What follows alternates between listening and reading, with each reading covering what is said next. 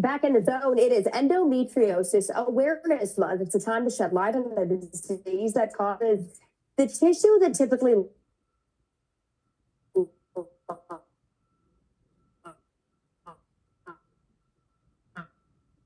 press to explain the endometriosis signs that every woman should know. Dr. Mina, good to see you as always. Likewise, great to see you, Homa. Thank you for having this segment.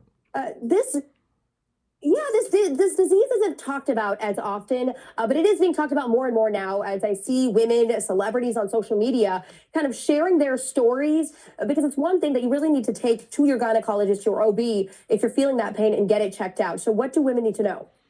Yeah, absolutely. The reality is 1 in 10 women of reproductive age can be suffering from this disease, and if left untreated, can actually impact fertility as well. And one of the reasons that it can take women often close to 10 years to ever diagnosing this is it can look like other things. Women are oftentimes just accustomed to heavy menstrual periods or pelvic pain. So when you're seeing these things, sometimes we tend to just brush them off and put them to the side. But some of the key warning signs that I would say are a little bit different. If you're having pain with intercourse, pain with bowel movements, or really heavy menstrual periods along with chronic pelvic pain, those are areas where you can have that conversation because luckily there are treatment options as well.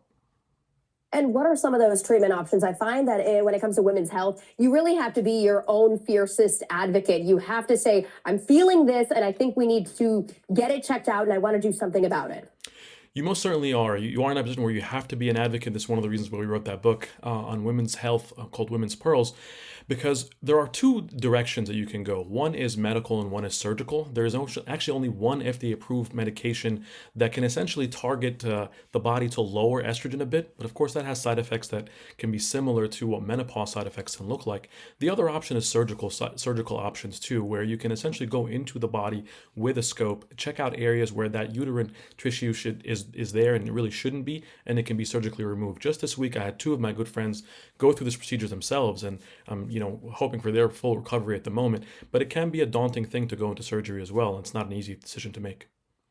And is this something that you're born with or something that you develop? And how does it impact your fertility? Because a lot of women now turning to IVF, other fertility options because they're having trouble conceiving.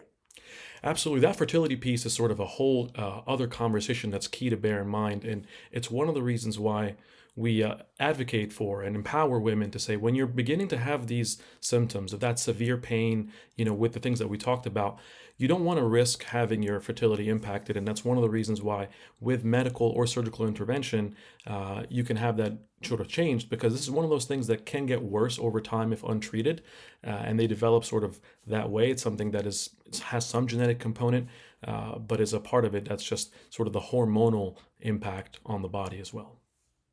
So important to know your health, advocate for your health.